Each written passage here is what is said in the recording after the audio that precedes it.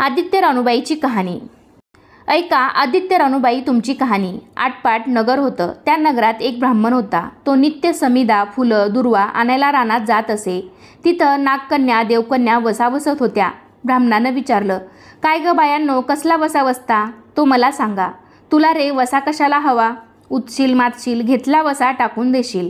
ब्राह्मण म्हणाला, उतत नाही, मातत नाही, घेतला वसा टाकीत नाही.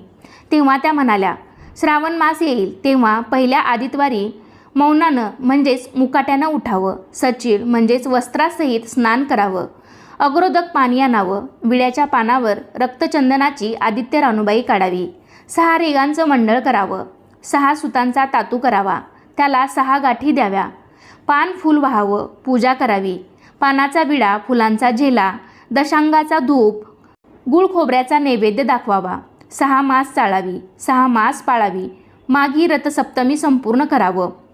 संपूर्णाला काय करावं? गुळाच्या पोळ्या, बोटव्यांची खीर, लोणकडं, तूप, मेहून जेवू सांगावं. असेल तर चिरचोळी द्यावी, नसेल तर जोड गळसरी द्यावी, ती नसेल तर 2 पैसे दक्षिणा द्यावी आणि आपल्या वंशाचं उद्यापन करावं. असा वसा ब्राह्मणानं केला. त्याला सूर्यनारायण प्रसन्न झाला. भाग्यलक्ष्मी आली. तेव्हा राजाच्या राणीनं ब्राह्मणाला बोलावणं धाडलं. ब्राह्मण जातेवेळी भिवू लागला, कापू लागला. तेव्हा राजाच्या राणीनं सांगितलं, भिवू नका, कापू नका, तुमच्या मुली आमच्या येथे द्या. तेव्हा ब्राह्मण म्हणाला, आमच्या मुली गरिबाच्या, तुमच्या घरी कशा द्याव्या? दासी कराल, भटकी कराल? तेव्हा राणी म्हणाली, दासी करत नाही, भटकी करत नाही, राजाची राणी करू, प्रधानाची राणी करू. मार्गेश्वराचा महिना आला. ब्राह्मणांना लगीन करून मुली दिल्या. एक राजाच्या घरी दिली, दुसरी प्रधानाच्या घरी दिली. गेल्या पावली मुलींचा समाचार घेतला नाही. 12 वर्षांनी समाचारास ब्राह्मण निघाला. राजाच्या घरी गेल्या. लेकीनं बसायला पाट दिला, पाय धुवायला पाणी दिलं. बाबा बाबा गुळ खा, पाणी प्या. गुळ खात नाही, पाणी पित नाही.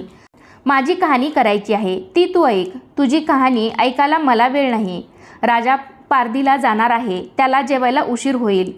तोच त्याचे मनात राग आला. तेथून निघाला, प्रधानाच्या घरी गेला. तिनं पाहिलं, आपला बाप आला म्हणून बसायला पाट दिला, पाय धुवायला पाणी दिलं. म्हणाली, बाबा बाबा गुळ खा, पाणी प्या. गुळ खात नाही, पाणी पित नाही. माझी कहाणी करायची आहे, ती तू अगोदर ऐक.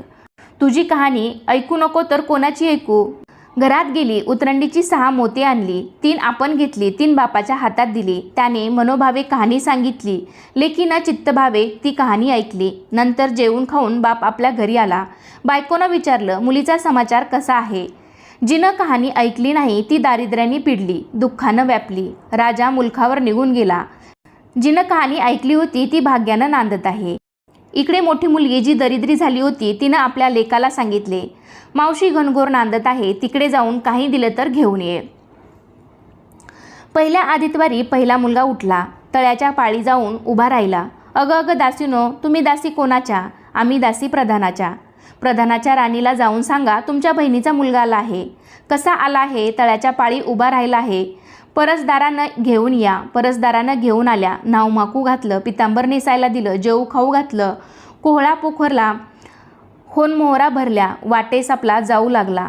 तो सूर्यनारायण माळ्याच्या रूपानं आला. हातचा कोहळा काढून नेला. घरी गेला. आईने विचारलं, काय रे बाबा, मावशीनं काय दिलं?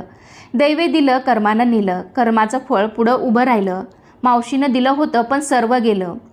पुढं दुसऱ्या आदितवारी दुसरा मुलगा गेला. तळ्याच्या पाळी जाऊन उभा राहिला. अगं अगं दासीनो, तुम्ही दासी कुणाच्या? आम्ही दासी प्रधानाच्या.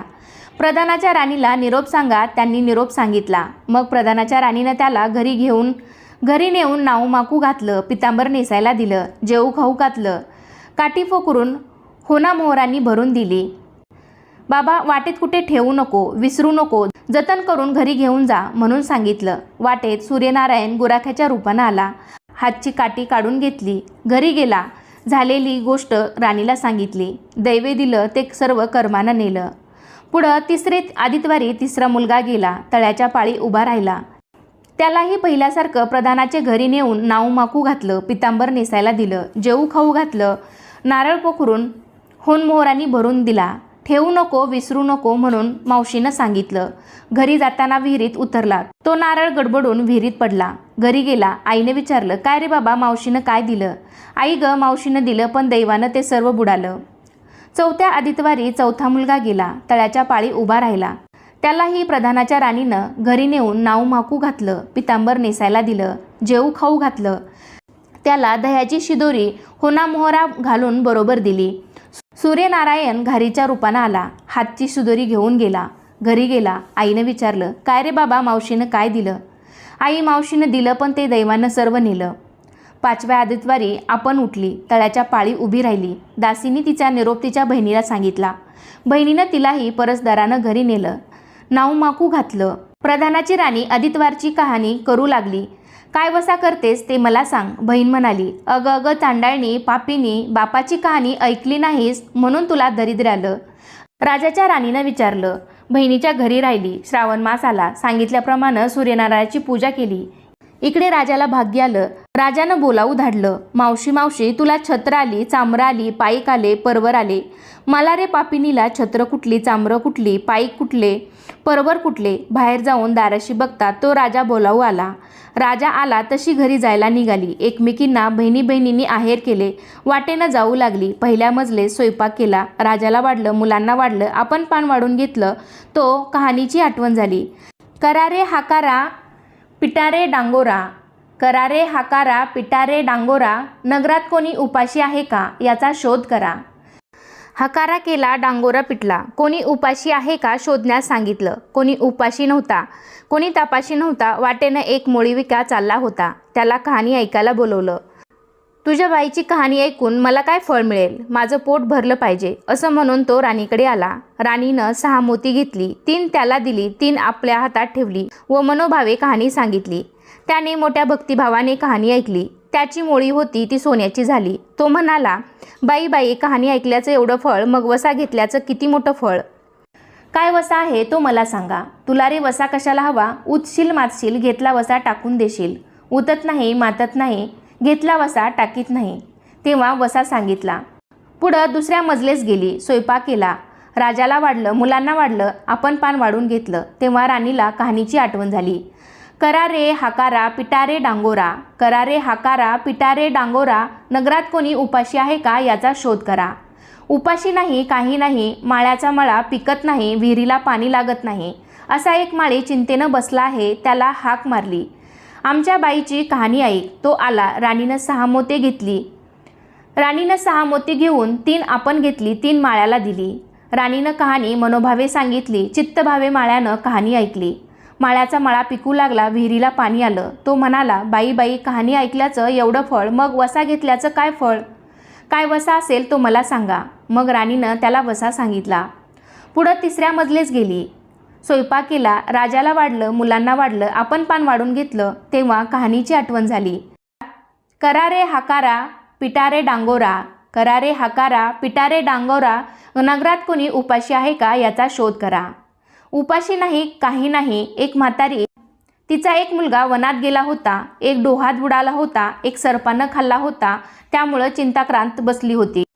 आमच्या बाईची कहाणी ऐकून ती म्हणाली, कहाणी ऐकून मी काय करू? मी मुलांसाठी रडते आहे, बरं येते. म्हणून म्हातारी आली. राणीनं पहिल्याप्रमाणे तिला कहाणी सांगितली. म्हातारीनं चित्तभावे कहाणी ऐकली. तिचा एक मुलगा वनात गेला होता. तो आला. डोहात बुडाला होता. तो सुद्धा आला. सर्पांना खाल्ला होता. तोही आला. ती म्हणाली, बाई बाई, कहाणी ऐकल्याचं एवढं फळ, मग वसा घेतल्याचं काय फळ? काय वसा आहे तो मला सांगा. मग राणीनं तिलाही वसा सांगितला. पुढं 4थ्या मजलेस गेली. स्वयंपाक केला. राजाला वाढलं, मुलांना वाढलं, आपण पान वाढून घेतलं. तेव्हा कहाणीची आठवण झाली. करारे हाकारा पिटारे डांगोरा, करारे हाकारा पिटारे डांगोरा, नगरात कोणी उपाशी आहे का याचा शोध करा. उपाशी नाही, काही नाही, काना डोळा मासाचा गोळा, हात नाही, पाय नाही, असा एक मनुष्य रस्त्यामध्ये होता. त्याच्या अंगावर तांब्याभर पाणी ओतलं. पालता होता तो उताना केला. 6 मोते होती. 3 मोते त्याच्या बेंबीवर ठेवली. 3 मोते आपण घेतली. राणीनं मनोभावे कहाणी सांगितली.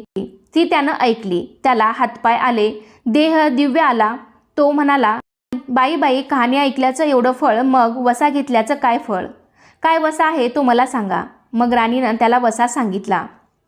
5व्या मुक्कामाला घरी आली. स्वयंपाक केला. सूर्यनारायण जेवायला आले. 7 दरवाजे उघडले. लोह घंगाळं पाणी तापवलं. पंचपक्वान्न जेवायला केली. सूर्यनारायण भोजनाला बसले. त्यांना पहिल्या घासाला केस लागला. ते म्हणाले, अग ग, कोणाच्या पापिनीचा केस आहे? राजाच्या राणीला 12 वर्ष दरिद्र आलं होतं. तिनं आदितवारी वळचणीखाली बसून केस विंचरलं. काळं चवाळं डोईचा केस, वळचणीची काडी डाव्या खांद्यावरून वेशीबाहेर टाकून दे. राजाच्या राणीला सूर्यनारायणाचा कोप झाला. तसा कोणालाही होऊ नये. ब्राह्मणाला, मोळीविक्याला, राजाच्या राणीला, माळ्याला, म्हातारीला, कोणा डोळा मासाचा गोळा, इतरांना जसा सूर्यनारायण प्रसन्न झाला तसा तुम्हा आम्हा हो. ही 60 उत्तराची कहाणी 5 उत्तरी सुफळ संपूर्ण. ही कहाणी फक्त ऐकल्याने सुद्धा आपल्याला या व्रताचे संपूर्ण फळ मिळते. त्यामुळे पौष महिन्यातील प्रत्येक रविवारी जरी तुम्हाला व्रत, पूजा, उपवास काहीही करायला जमलं नाही तर ही कहाणी फक्त नक्की ऐकावी. धन्यवाद. सर्वांना श्री स्वामी समर्थ.